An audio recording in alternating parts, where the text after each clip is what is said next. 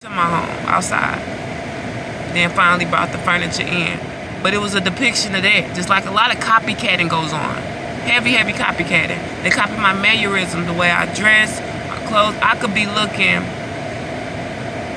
fine as hell.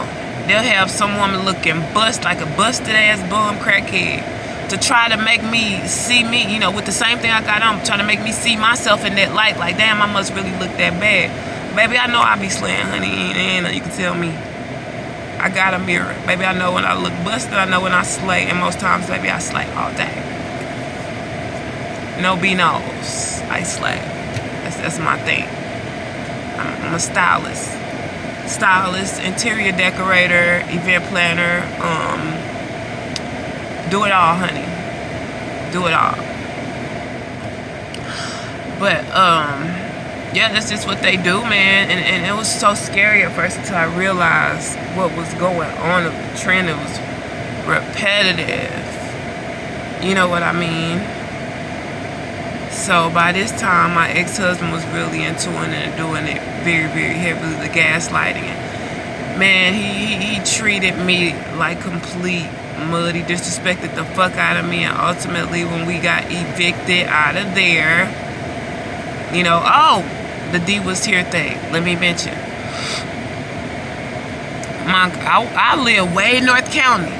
My little cousin, Deontay, who parents stay over there, like I said, he live over here. That's a good damn hour away from where I live. He had no dealings over there, no job and nothing. I'm headed to my job in fucking St. Charles coming from over there, which is even further away from where I was living at the time. He on the highway. I'm like, is that Deontay? And just as sure as my name is who it is, that's who it was. And I'm like, is this the D who's stalking me? Because we call him D. Dr. D-Tay. You know what I'm saying? So, I believe that's who my ex-husband allied with. My very own family plus his. So, we end up getting evicted out of his family home over some bullshit. We ain't had no outstanding balance or none of that shit. Over some bullshit, they evicted us. Just a part of the gaslighting plan. I did not know where the fuck I was going. I had all the shit packed up. He cussed me out, called me all kind of bitches. I'm sitting in the middle of the floor just crying while he's spewing all this shit out in front of me, in front of his parents. His mama sitting there telling my son, I ain't gonna give up on you, Tanya. We not giving up on you. I'm about to cry right now because they knew the whole time what the fuck was going on. What they knew, they had shit going on behind my back, man. That, I'm not giving up. We not, what the fuck is you talking about, lady? You ain't talking about just me and this nigga. I mean, this dude, excuse me again, y'all. You talking about some other shit y'all got going on in the background that you're not, quote unquote, giving up on me about. You know what I'm saying? And so I didn't know where me and my kids was going. He cussed my ass out, told me to find me somewhere to go. He left walking. I'm sitting there with his parents in the middle of the floor with my kids with all our clothes, crying. At this point, we ain't had no car or nothing. Because I didn't know where we was going. We had to be out that day. I called my best friend. Can me and my kids come live with you for a while? When you need to come? Now. Where Anthony ass at? He left. I'm crying hysterically. And y'all, I did that at this lady's house almost every day. I don't know how long. I've been a good 11, 13 inside, still to this day, since 6th grade. I got all the way down to a size 4.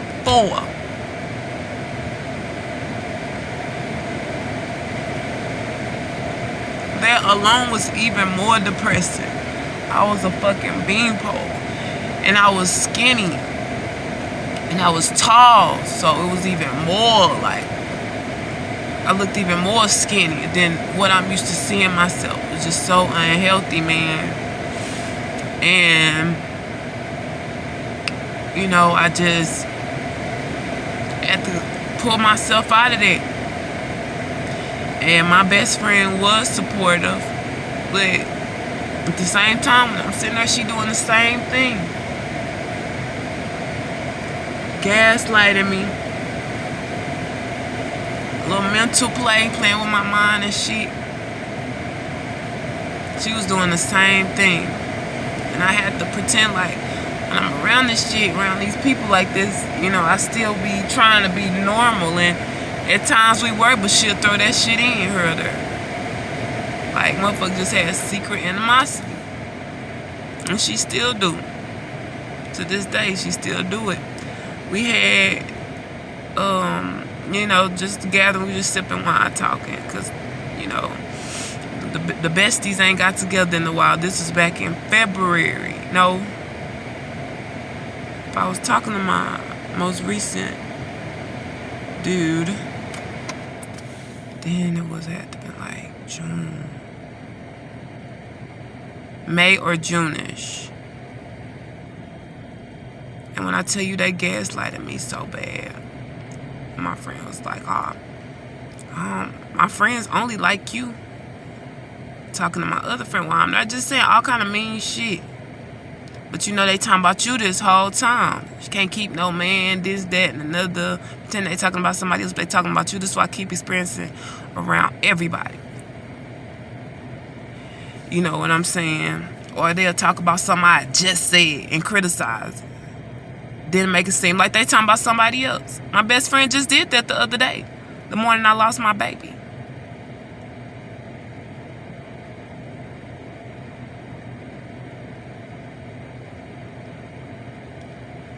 She really did. But act like and talk like in the next minute like I'm the best thing ever. And we're the best friends ever. We have the best bond ever. So, man, just sick of it, man. It's sick. Why bring me around just so you could do that? And I would just think a woman of her caliber is just so unlike her character.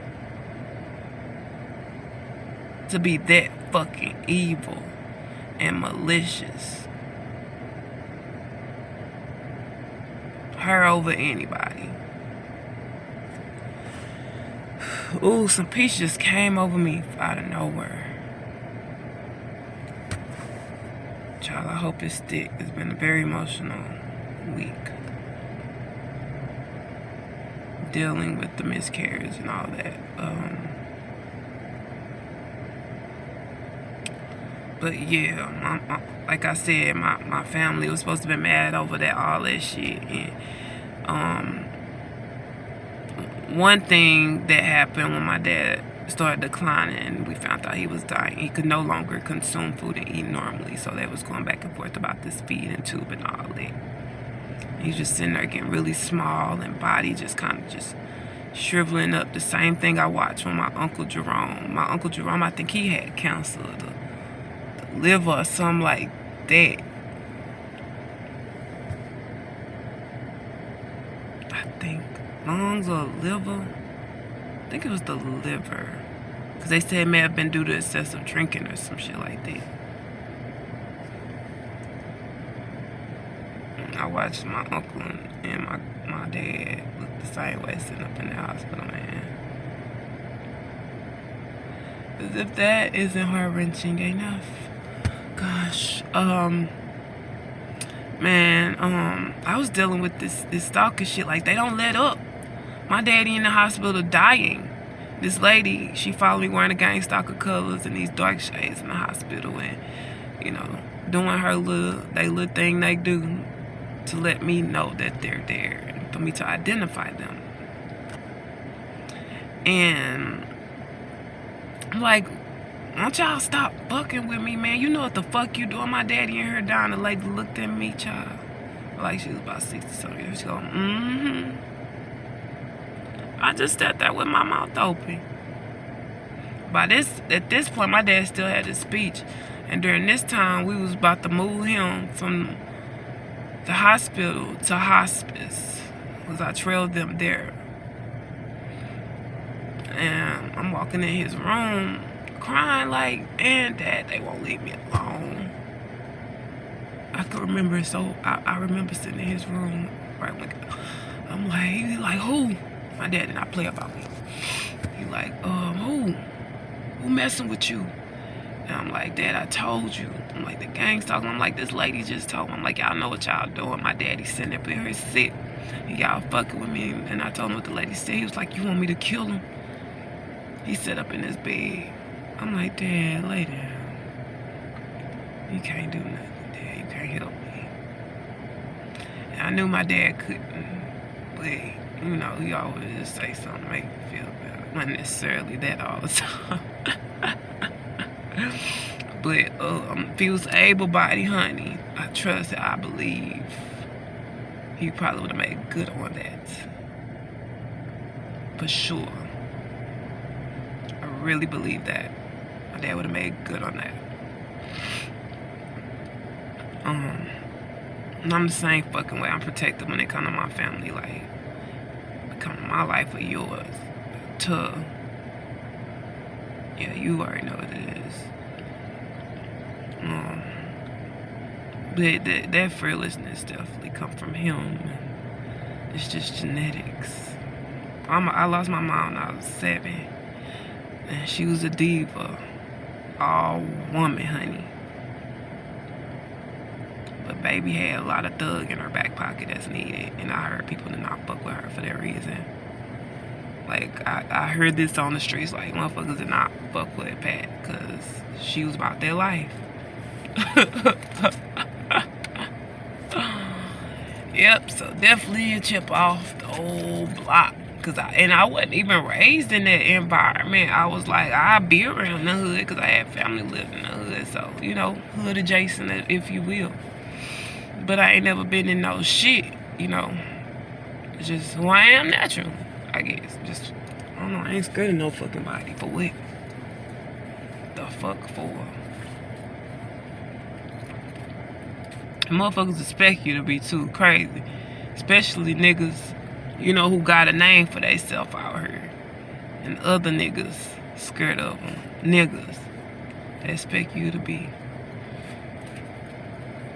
No, bro. Find somebody else. You better find you somebody else. I'm not her. I'm not her. Big worm, big perm, whoever. I'm not her. But yeah, man. This shit is just getting wicked, though.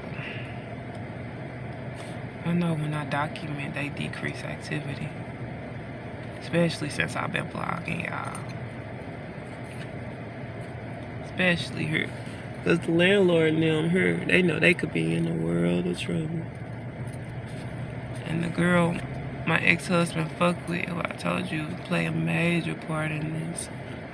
And apparently it's relative to the guy Justin who died, Justin Connor, by the hands of her cousin. Her people live right up there. Mind you, my ex-husband said he got people watching me. They got people watching me for real. I don't know what they waiting on, y'all. What are they waiting on? But they have tried to stage different things and tried to, you know, get me caught up and shit. That ain't work. They still waiting, child. Baby, you ain't gonna see me push no weight. I don't steal. I don't kill. I don't know what they waiting on. They gotta, like, try to set some shit up.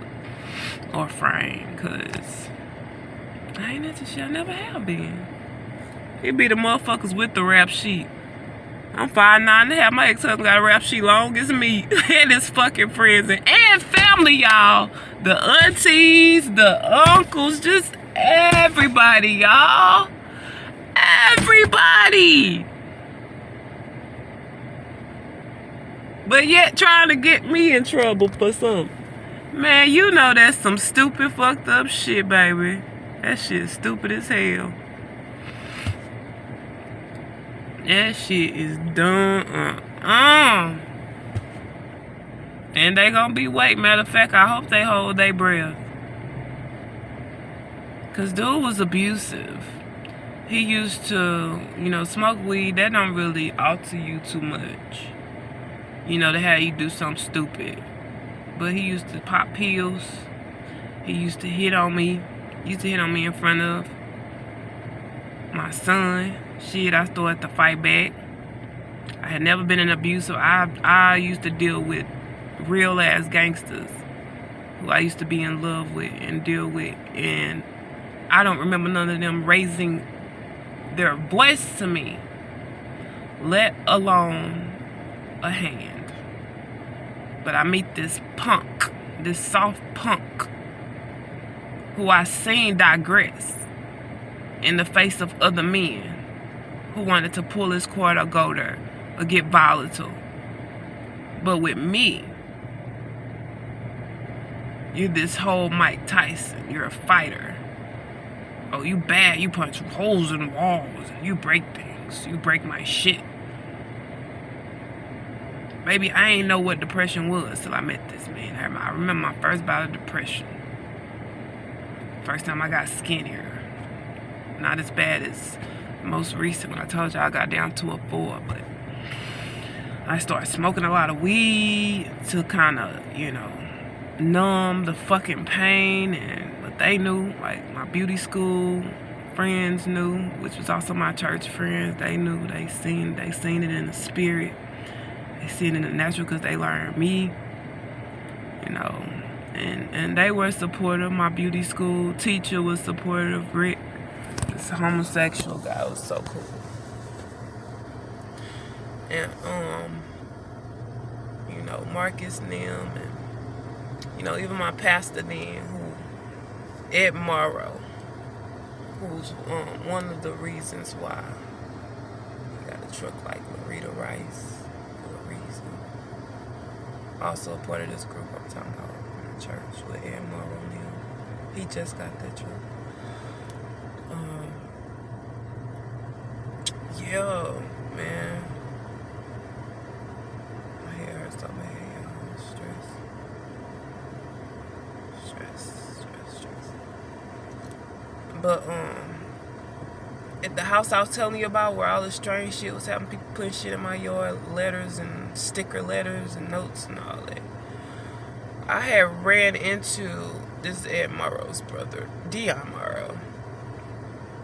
Mind you, my ex-husband had just said he started hanging with a guy named Dion. That's who the fuck he was talking about the whole time. He just didn't say. But Dion just happened to.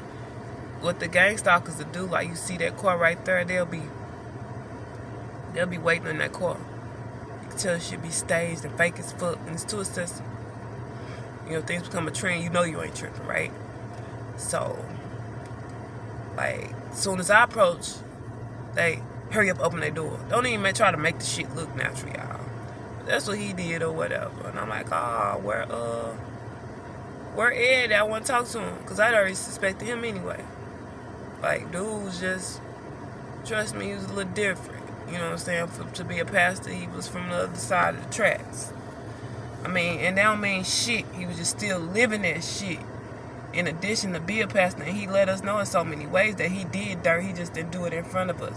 Because us as leaders in his church, he suggested if we want to do dirt, don't do it in the city. Drive the fuck out far somewhere with that shit. You live in Cahokia, go to St. Charles, Missouri, and do your shit. And so just me being in the background, I learned the church business. And that shit shady as fuck, man. Or it can be. Because he used to make comments that I used to kind of dust off. And I need to quit doing that, man. I ain't never obliged. I would never attract. So I seen him as a father figure. But he used to make like, I'm a long lady. I have long hands. He made a comment about my hands, like it looked like I could do something with them for us. He was referring to jacking off a man. He used to always go to Denny's after church because I was also his secretary. And I was also the transportation last. Take everybody here, there, and everywhere in the church van. And he let me keep him bringing home too. Give me and my kids to point A to point B as long as I did my job for the church. You know what I'm saying? And was available when you needed. So that's some shit. You know, I was 20 years old. 19 and 20, young and impressionable. And I just didn't have the mind to just get away from this shit myself. Like, this crooked as fuck. This ain't right. But I also had a sense of belonging there with him and under Rice. You know what I'm saying? And his wife, who I loved. I loved this wife. She loved my baby, man. It was just a family. It was amazing. He just kind of tainted it with that little shit he threw in every once in a while. You know what I'm saying? So it was a really good thing we had going on. We had a beautiful praise and worship team, man. We used to travel, do our thing. When he speak, it's just great, man. Just perverse. Something great always get perverse by the wrong spirit creeping in. You know, he just used to always make comments, you know, on my body and stuff like that. And I would disregard it, laugh it off and keep it moving. I wouldn't oblige him. I wouldn't say thank you. I didn't think it was cute or funny. Because I'm like, I'll be in your family face every Sunday after church for dinner. And I was about one of the only ones. It was wrong. It was wrong. Only thing I was wrong about in that is not walking away then. But how I ended up leaving the church, people just started telling me shit. Like, when my mom passed in them, that's when the Owens was still together. When my mom passed in them, you know, found out I was going there. I visited their church or whatever. And Bishop Owens even prophesied to me, like, you belong here, this your home. You know what I'm saying? I was birthed into that church. You know, went from Iowa to Metro East. You know, this home is where you belong. God won't even, you know, let you be who you supposed to be in God, in the spirit. You know what I'm saying? Like, you have a high place in the kingdom, your purpose. And that's not going to manifest where you are because of the leadership you're under. And it's not right. You need to get out of that church. I didn't listen then. But then, my mama told me, dudes, that First Lady Owens said, get your daughter out of that church. This man prey on women. Tall, light-skinned women. Which describes me. He said, tall, light-skinned women more specifically. Y'all. And y'all, I'm just as baffled as the day is long. Then one day I know me and him and a sister named Tish Hopkins. I'm going to talk about her because she came up. She popped up in my life years after I left out of nowhere. Out of nowhere. And that's when really this shit started really going crazy too. This gang stalker shit. But, yeah, so it was rumored when me, him, and Tish went to this church that we came in there with him, like, arm and arm. Like we was just two women, child. First off, who doing it?